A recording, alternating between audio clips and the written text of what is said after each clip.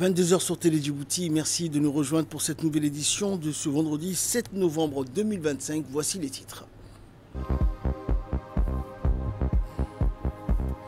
Participation du ministre de l'Éducation nationale à la 43e session de la conférence générale de l'UNESCO qui s'est tenue en Ouzbékistan. Cérémonie de clôture de l'édition 2025 de l'exercice maritime Boulchark au camp de Doralé de la garde-côte djiboutienne. Et le président syrien salue la décision du Conseil de sécurité de l'ONU de lever les sanctions. Voilà pour les titres, bonsoir à tous. Le débat de politique générale de la 43e session de la conférence générale de l'UNESCO s'est poursuivi. Les chefs de délégation des pays membres ont saisi l'occasion de partager avec l'auditoire leurs préoccupations, les avancées dans les pays en termes d'éducation, de culture et de sciences, l'impact des actions de l'UNESCO sur le terrain, interrogé par le pouvoir du message de l'organisation et défini leurs priorités pour les années à venir. La nécessité d'assurer une éducation inclusive, les efforts à fournir pour réduire l'impact du changement climatique sur la vie des hommes, la maîtrise de l'intelligence artificielle avec un cadre éthique solide, l'impératif de la préservation du patrimoine culturel mondial ou encore une meilleure efficience du financement de l'UNESCO ont été dans toutes les interventions. Aussi le travail colossal abattu par la directrice générale Audrey Azoulay et l'élan qu'elle a insufflé à l'organisation a été salué par tous les chefs des délégations. Ce mardi 4 novembre 2025, le débat de politique générale de la 43e session de la conférence générale de l'UNESCO s'est poursuivi. Les chefs des délégations des pays membres ont saisi l'occasion et partagé avec l'auditoire leurs préoccupations, les avancées dans leur pays en termes d'éducation, de culture et de sciences, l'impact des actions de l'UNESCO sur le terrain, interrogé le pouvoir du message de l'organisation et défini leurs priorités pour les années à venir. La nécessité d'assurer une éducation inclusive, les efforts à fournir pour réduire l'impact du changement climatique sur la vie des hommes, la maîtrise de l'intelligence artificielle avec un cadre éthique solide, l'impératif de la préservation du patrimoine culturel mondial, ou encore une meilleure efficience du financement de l'UNESCO ont été dans toutes les interventions. Aussi, le travail colossal abattu par la DG Audrey Azoulay et l'élan qu'elle a insufflé à l'organisation a été salué par tous les chefs des délégations. Le ministre de l'Éducation nationale et de la formation professionnelle M. Moustapha Mohamed Mahamoua, au nom du gouvernement djiboutien, saluait l'organisation exemplaire de la rencontre et remerciait les autorités ouzbèques pour leur accueil chaleureux. Il a rendu un hommage appuyé à Mme Audrey Azoulay, directrice générale sortante, pour ses 8 années de service à la tête de l'organisation, et félicité M. Elanani, nouveau directeur général désigné. Par la suite, SEM Moustapha Mohamed Mahamoua a rappelé que la paix et la stabilité constituent la principale richesse de notre pays, fruit du leadership du président de la République, son Excellence M. Ismaïl Omar Guelleh, dont les efforts constants contribuent à la consolidation de la paix dans la région. Sur le plan éducatif, le ministre a mis en avant les progrès remarquables accomplis, annonçant que le pays s'apprête à atteindre la scolarisation universelle, une étape historique pour l'avenir de sa jeunesse. Sur le plan culturel, Djibouti, a-t-il indiqué, a célébré l'inscription du CEDO et du CRCI sur la liste du patrimoine culturel immatériel de l'humanité et se félicite de la reconnaissance de sa première réserve de biosphère, l'archipel des 7 frères Rassillan au Korangar, Godoria. Et suivant l'intervention du ministre prononcée lors de cet événement. Au nom de mon pays, la République de Djibouti, je salue l'excellent travail de la directrice générale, Mme Audrey Azoulay, qui a servi l'organisation durant 8 ans avec brio. Je félicite le DG désigné, le professeur El Hanani, pour diriger notre organisation. Je félicite également le président de la conférence pour sa conduite remarquable des travaux de la conférence. Djibouti dispose d'un atout principal de richesse en matière de paix et de stabilité dans la région, et ceci à travers le leadership du président de la République, son Excellence M. Ismaïl Omar Guelleh, qui ne cesse de déployer des efforts considérables pour la consolidation de la paix dans la région. Dans le domaine de l'éducation, consciente des enjeux et des échéances comme les cibles de l'ODD 4, la République de Djibouti n'a ménagé aucun effort pour lutter contre l'ignorance en œuvrant pour un système éducatif inclusif, équitable et de qualité. Et pour être plus factuel, mon pays, la République de Djibouti, grâce à une vision claire et des efforts colossaux consentis, s'apprête, Inch'Allah, à déclarer très bientôt la scolarisation primaire universelle. Dans le domaine de la culture, les premières inscriptions de Djibouti sur la liste représentative du patrimoine culturel immatériels de l'humanité ont été enregistrés notamment avec le Hero et le Her Issé. En parallèle, Djibouti a vu la reconnaissance de sa première réserve de biosphère, l'archipel des 7 frères, Rassian, Orankar, Godaria, inscrit dans le cadre du programme sur l'homme et la biosphère en septembre 2025. Les fondements même du multilatéralisme, le dialogue, la solidarité, le respect du droit international sont fragilisés. Les conflits se multiplient, la pauvreté s'aggrave, les inégalités se creusent et les crises humanitaires, qu'elles soient climatiques, sociales ou politiques, se multiplient. Dans plusieurs régions, notamment à Gaza, au Soudan ou ailleurs, des écoles sont détruites. Des enseignants, des journalistes et des chercheurs perdent la vie et des enfants sont privés de leur droit fondamental à l'éducation.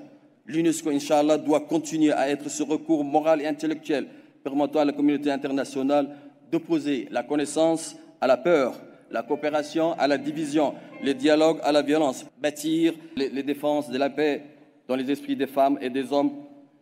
Djibouti, fidèle à son histoire et à sa position de carrefour des civilisations, continuera à œuvrer pour une paix fondée sur l'éducation et la compréhension commune.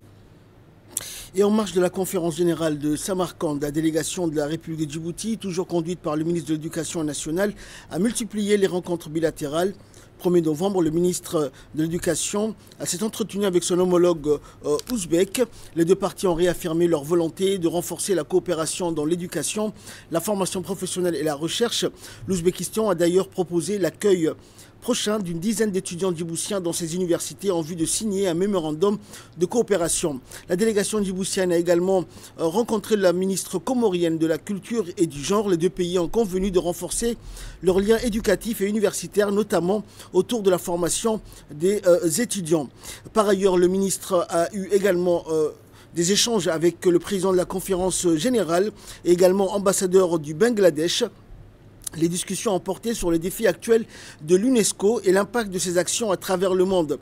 Et le 4 novembre, la délégation djiboutienne a été reçue par le nouveau directeur général de l'UNESCO, Khaled El-Enani. Cette rencontre a permis de saluer les efforts du gouvernement djiboutien dans le domaine de l'éducation et de la digitalisation des établissements scolaires. Le ministre a présenté les principales avancées du système éducatif national et exprimé le souhait d'un renforcement de la présence de Djibouti au sein de l'organisation.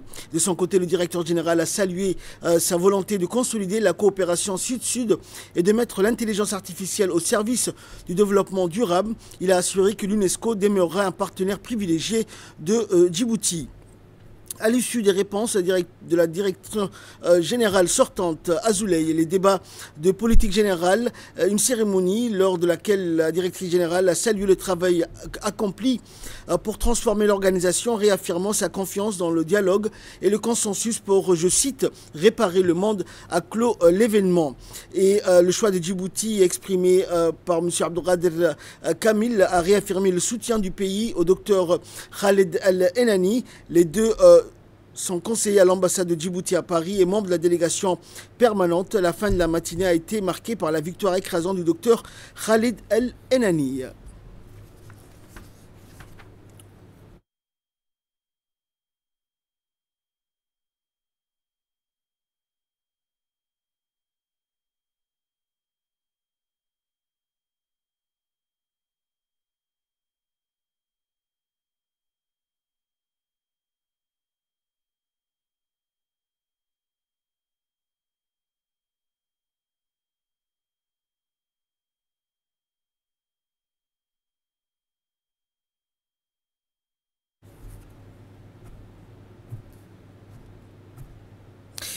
Dans l'actualité également, dans le cadre des activités du Forum panafricain de la jeunesse et de la Journée nationale et africaine de la jeunesse, le ministère de la Jeunesse et de la Culture a organisé une visite guidée à la bibliothèque et archives nationales ainsi qu'au mémorial EGA.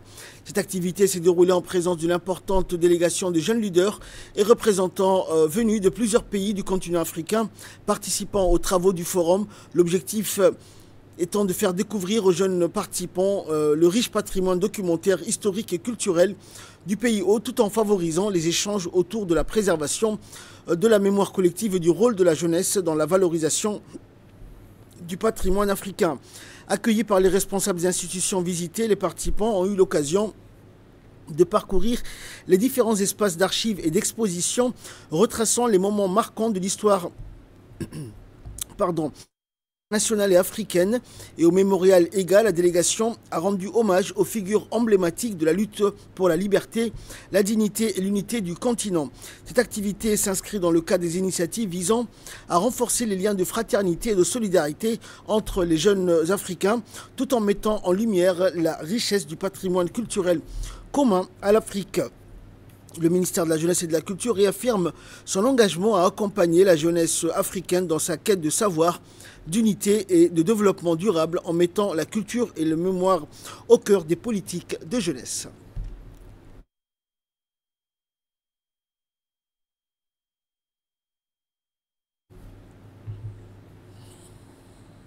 Et c'est dans une ambiance élégante et festive que s'est clôturée la 5e édition du Forum panafricain de la jeunesse lors d'une soirée de gala organisée au Haïla Grand Hôtel, un événement marquant qui est venu couronner 3 jours d'échanges, de débats et de partage autour des aspirations, des défis et des perspectives de la jeunesse africaine.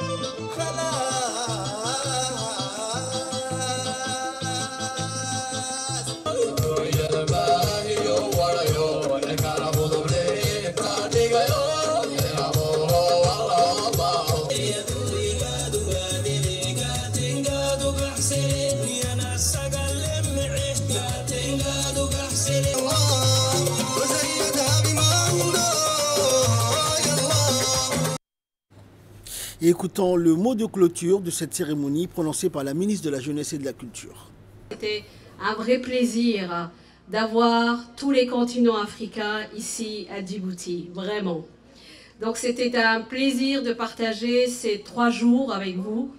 Je pense que Haïla, donc l'hôtel Haïla, a été comme un bateau qui nous a permis de voguer et d'aller à la rencontre de pays africains, où le pays africain sont venus à la rencontre de Djibouti. Donc c'était magnifique d'être avec vous. J'espère que votre séjour a été agréable et nous formons le souhait de se revoir quelque part dans un autre pays africain. Et merci à tous les jeunes. C'était vraiment une vraie fierté d'avoir honoré la grandeur du continent africain, vraiment.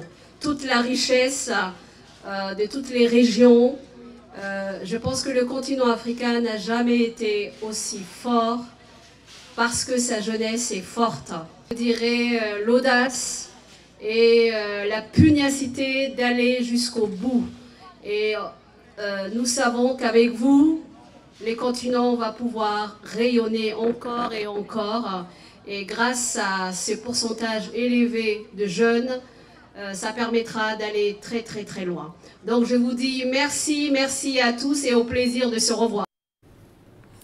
La salle de réception de l'état-major de la gendarmerie nationale a abrité hier une cérémonie solennelle marquant la remise de galons et des insignes aux nouveaux officiers de police judiciaire de la gendarmerie, des gardes-côtes et de la sécurité nationale. Présidée par le substitut du procureur général Ibrahim Hussein Ouaïs et le chef d'état-major de la gendarmerie nationale, le colonel Zakaria Hassan Aden. La cérémonie s'est déroulée en présence de représentants du directeur général de la sécurité, du représentant du procureur de la République, de l'attaché de la sécurité intérieure auprès de l'ambassade de France. Et fort de 13 promus, dont 10 gendarmes, 2 agents des gardes-côtes et un officier de la sécurité nationale, la promotion OPJ 2023-2025 a bénéficié au cours de ces 2 dernières années de formation d'un enseignement approfondi en procédure pénale, droit pénal général et spécial, ainsi qu'en procédure pratique. Ces compétences leur permettront désormais d'assurer pleinement les prérogatives liées à leur nouvelle qualité d'officier de police judiciaire. À l'issue des discours d'usage, les récipiendaires ont reçu leur nouveau galon et les insignes d'OPJ des mains des officiels présents.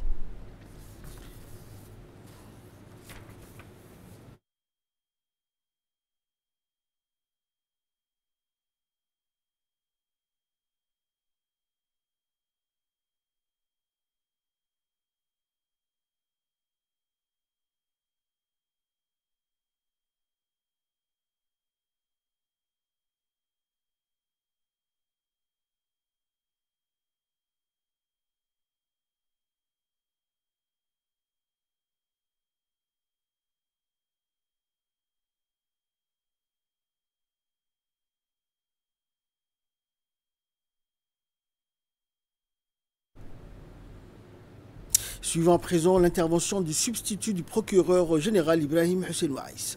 C'est un plaisir pour moi de prendre la parole ce matin au cours de cette cérémonie de remise de diplôme aux nouveaux OPJ.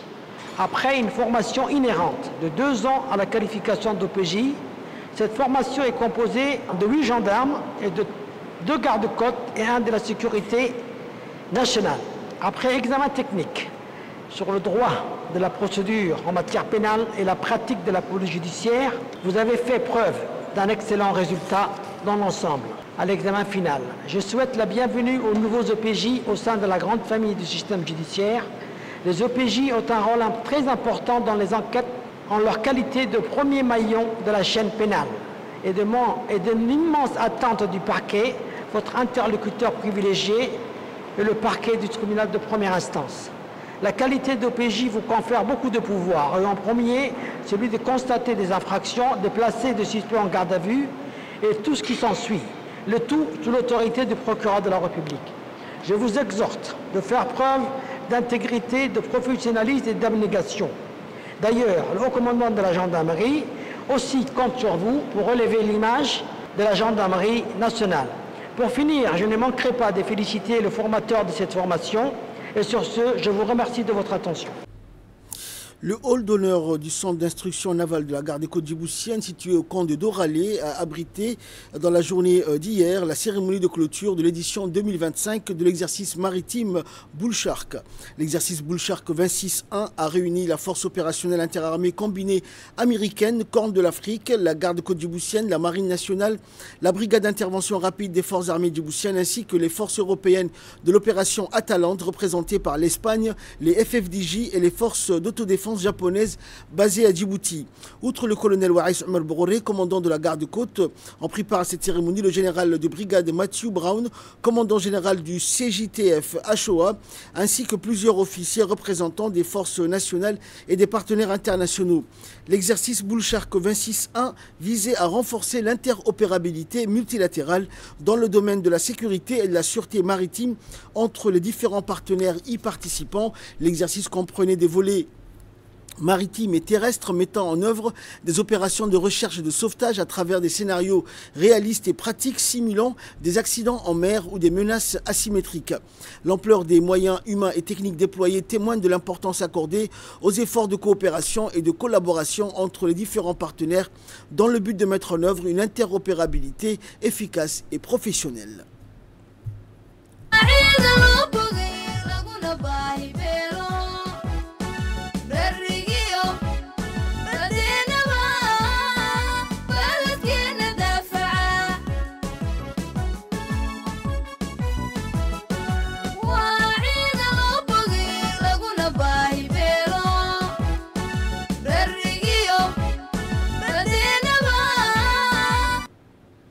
Et dans son allocution prononcée lors de cette cérémonie, le général de brigade Matthew Brown s'est félicité de l'excellence des relations entre le CJTF HOA et ses partenaires djiboutiens de la garde-côte et de la marine nationale. Il a également rappelé l'importance de la position géographique stratégique de Djibouti, située au carrefour de 3 continents et à la porte du détroit de Bab el-Mandeb, du golfe d'Aden et de l'océan Indien. Et pour sa part, le colonel Waïs Omar Bourré, commandant de la garde-côte djiboutienne, a souligné l'importance de ce type d'exercice qui permet à la fois de renforcer les capacités opérationnelles de la garde-côte et de raffermir les liens de coopération avec les partenaires internationaux.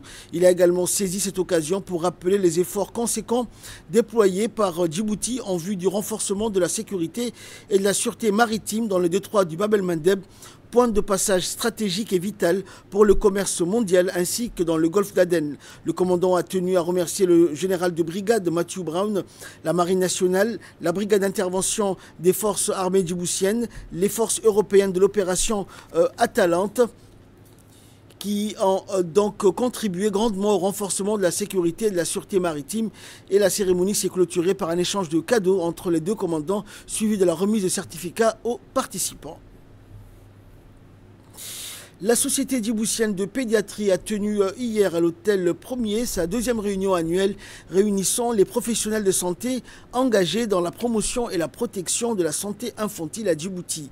Cet événement marque une étape significative dans la volonté collective de placer l'enfant au cœur du système de santé national et de bâtir un avenir plus sain, plus équitable et plus prometteur pour les générations futures et a été présidé par le secrétaire général du ministère de la Santé.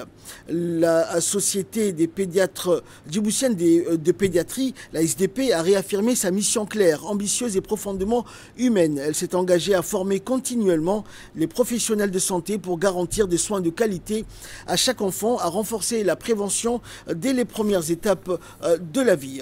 Écoutons pour plus de précision l'intervention du docteur Assina, présidente de la SDP. Cet instant symbolise notre volonté commune de placer l'enfant au cœur du système de santé et de bâtir ensemble un avenir plus sain, plus juste et plus prometteur pour les générations futures. Notre mission est claire, certes ambitieuse, mais profondément humaine, à savoir former continuellement, en permanence, donc, les professionnels de santé à travers des formations médicales régulières afin de garantir à chaque enfant des soins de qualité. Renforcer la prévention dès les premières étapes de la vie pour agir avant qu'il ne soit trop tard. Protéger la vaccination, la nutrition, la santé mentale et le développement global des enfants. Dépister précocement les maladies transmissibles et non transmissibles et accompagner les familles avec bienveillance et compétence. Et surtout, ne laisser aucun enfant de côté, en particulier les plus vulnérables, car chaque enfant, vous le savez bien, mérite une chance égale de grandir, d'apprendre et de rêver. Et écoutons également l'intervention du secrétaire général du ministère de la Santé. En mettant en place la Société djiboutienne de pédiatres, vous étiez les premiers à montrer l'exemple. On a vu la Société djiboutienne de dentistes et récemment, j'étais à l'Université de Djibouti pour participer à une conférence avec la Société djiboutienne de neurosciences. C'est encore un plus. Ils ont organisé une conférence sur les accidents vasculaires cérébraux et j'y ai participé. Et si je viens ici, c'est parce que c'est aussi pour vous encourager, pour vous pousser de l'avant. Parce qu'on attend aussi que les autres s'organisent. Si vous êtes organisés, si vous organisez des réunions, vous échangez vos expériences, la santé va avancer. Et ce qui est intéressant dans cette société, c'est d'avoir des médecins de tous bords. Nous avons les médecins de la santé, de la police, parce qu'avant, on était un peu cloisonnés. Il faut qu'on casse ce cloisonnement. La santé, c'est un tout. Il faut qu'on soit ensemble pour réfléchir et changer la situation sanitaire de notre pays. Et je suis très fier. En tout cas, je serai toujours à vos côtés. Je suis content de voir Dr Assina, 30 ans, 35 ans après. Dieu nous a permis de nous voir. Et je pense que les jeunes médecins doivent maintenant se préparer pour assurer la relève. La cérémonie de clôture de l'atelier de renforcement des capacités nationales sur le code alimentaire ou le Codex Alimentarius, ouvert le 3 novembre, s'est tenue ce matin, hier, donc dans la journée d'hier, à la direction des services vétérinaires et de l'élevage. Durant 4 jours, 25 contrôleurs et inspecteurs issus des différents laboratoires et institutions concernés ont été formés par l'Agence djiboutienne des normes de qualité sur les principes, les procédures et de bonnes pratiques du code alimentaire afin d'harmoniser les standards nationaux avec les normes internationales de sécurité alimentaire. Le représentant des services vétérinaires de l'élevage a salué le soutien de la FAO et a souligné l'importance du codex comme outil essentiel pour protéger la santé des consommateurs et promouvoir le commerce équitable des denrées alimentaires et renforcer la confiance dans le système national de contrôle de la qualité des aliments. Essentiel pour la protection de la santé des consommateurs, pour la promotion du commerce équitable des denrées alimentaires et la confiance dans nos systèmes de production et de contrôle. À travers cet atelier, nous avons approfondi notre compréhension des principes, procédures et mécanismes du Codex. Et nous avons identifié les actions prioritaires pour renforcer la participation nationale aux travaux de ce comité technique. Je tiens à exprimer notre profonde gratitude à la FAO pour son appui constant, tant technique que logistique, dans la mise en œuvre de cet atelier. Cet accompagnement s'inscrit dans la continuité des efforts conjoints pour consolider les capacités institutionnelles de notre pays en matière de sécurité sanitaire des aliments et de santé publique vétérinaire. Je voulais réaffirmer la disponibilité de la DSV, la Direction de l'élevage des services vétérinaires, à poursuivre aux côtés de la FAO et de tous les partenaires ce travail collectif pour garantir à nos populations des aliments sains, sûrs et de qualité, conformément aux standards internationaux. Dans l'actualité également, le deuxième sommet mondial sur le développement social s'est achevé hier après-midi à Doha, au terme de 2 jours de débats intenses consacrés aux piliers fondamentaux de développement social, comme l'élimination de la pauvreté, le plein emploi productif, le travail décent pour tous et l'inclusion sociale. Les engagements pris durant ces 2 journées de travaux ouvrent désormais la voie à une nouvelle phase d'action collective porteuse d'un avenir plus solidaire, plus équitable et plus prospère pour l'ensemble des peuples. Et lors de la séance de clôture, le conseiller principal du ministère des Affaires sociales et de la Solidarité, Dibah Benoît, a prononcé un discours au nom de Djibouti pour présenter les efforts soutenus déployés par le gouvernement en vue de promouvoir un développement social inclusif et durable. Qu'ils nous ont offert tout au long de notre séjour. Sous l'impulsion de son Excellence, le Président de la République, M. Ismaël Omar Guelleh, le développement social est érigé en pilier central de toute croissance économique. Pour donner corps à cette ambition, nous avons profondément modernisé notre cadre institutionnel et renforcé nos outils d'action sociale. Malgré nos ressources limitées, notre cœur est resté ouvert. Ainsi, la République de Djibouti et son peuple accueillent et intègrent plus de 36 000 réfugiés et sommes le pays de transit de plus de 200 000 migrants, représentant une proportion de 1/4 de notre population totale. Djibouti ne peut et ne doit pas être seul face à ce fardeau de la solidarité humaine. Nous lançons un appel vibrant à la communauté internationale pour que cet engagement soit réaffirmé et renforcé. Et en marge du deuxième sommet mondial pour le développement social qui s'est tenu à Doha du 4 au 6 novembre dernier, Djibouti a organisé une importante table ronde consacrée aux efforts menés par le gouvernement sous le leadership du président Guelleh en vue de développement des compétences et l'insertion professionnelle pour les jeunes. Le directeur général de l'Institut national de l'administration publique, Sharmak Idriss, a exposé la stratégie mise en œuvre par le ministère reposant sur un programme intégré de formation, d'accompagnement et de qualification et professionnels. Les experts d'Afrique du Sud et du Royaume-Uni ainsi que les représentants d'organisations internationales et les délégués des pays amis ont suivi cette présentation avec un vif intérêt, saluant les mécanismes mis en place par Djibouti pour accompagner les jeunes demandeurs d'emploi et leur offrir les compétences essentielles à une insertion professionnelle réussie.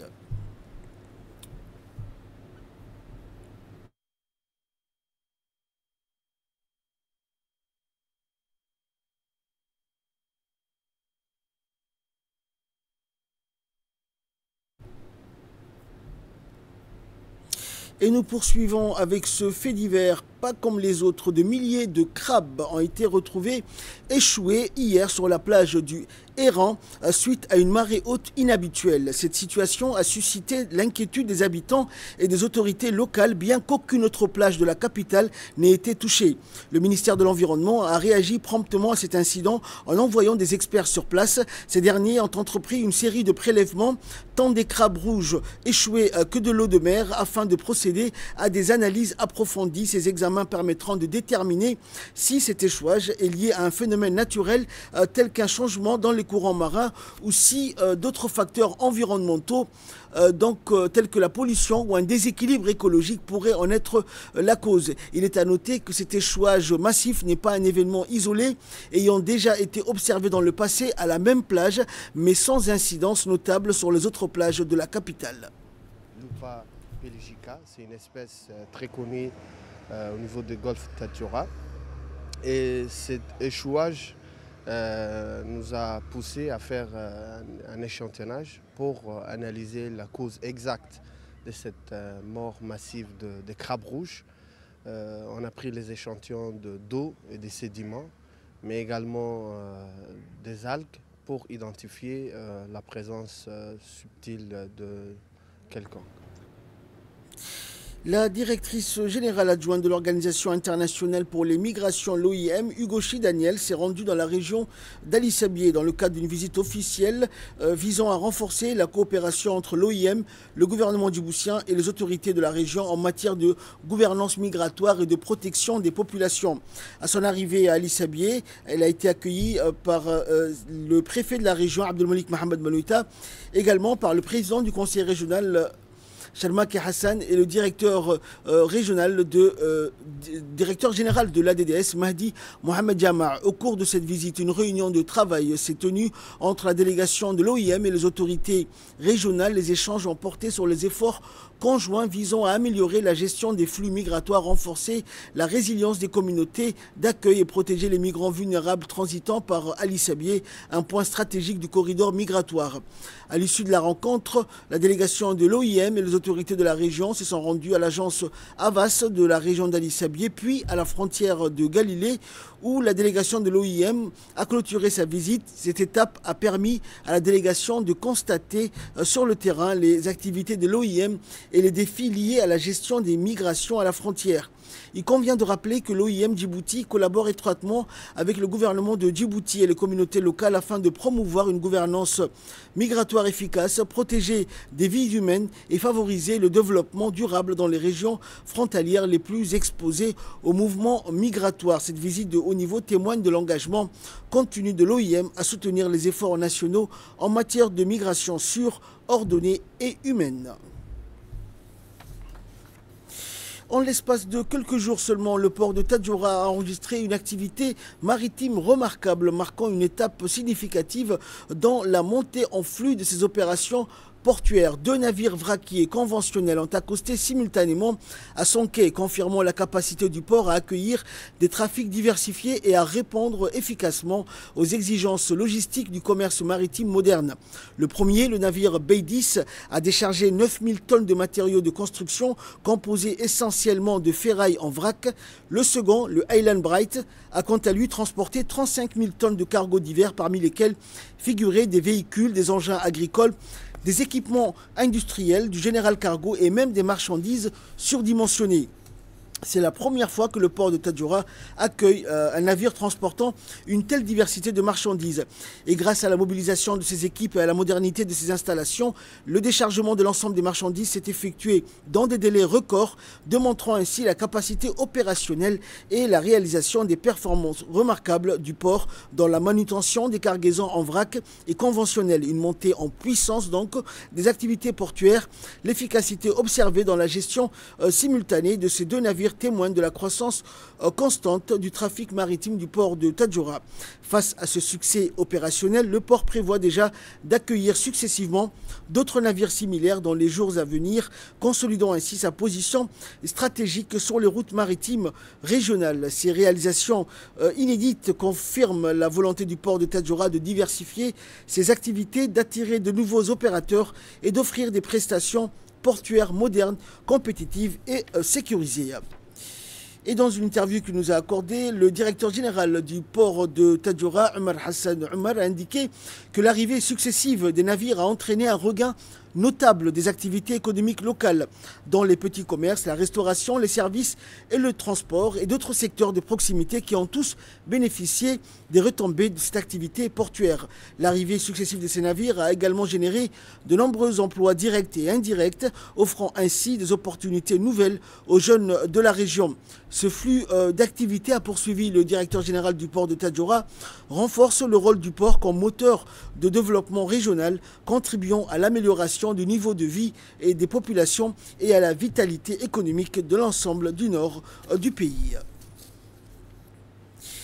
Et enfin, le président syrien Ahmed al-Shara a salué aujourd'hui la décision du Conseil de sécurité de l'ONU de lever les sanctions imposées à son encontre et à son ministre de l'Intérieur. La suite dans cette séquence.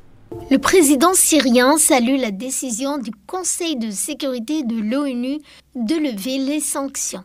Le texte, rédigé par les États-Unis, a été adopté avec 14 voix pour une abstention, celle de la Chine, marquant un rare consensus au sein du Conseil sur un allègement des restrictions visant la direction syrienne. Le président a affirmé que la Syrie était parvenue à bâtir un consensus entre des nations qui s'accordent rarement sur les affaires mondiales. Saluons cette évolution comme un signe positif qui pourrait marquer le début de la résolution de nombreux problèmes persistants dans le monde. Il a remercié plusieurs pays pour leur soutien aux efforts diplomatiques ayant conduit à la levée des sanctions visant la Syrie, dont notamment l'Arabie Saoudite, la Turquie, le Qatar, les Émirats arabes unis et la Jordanie.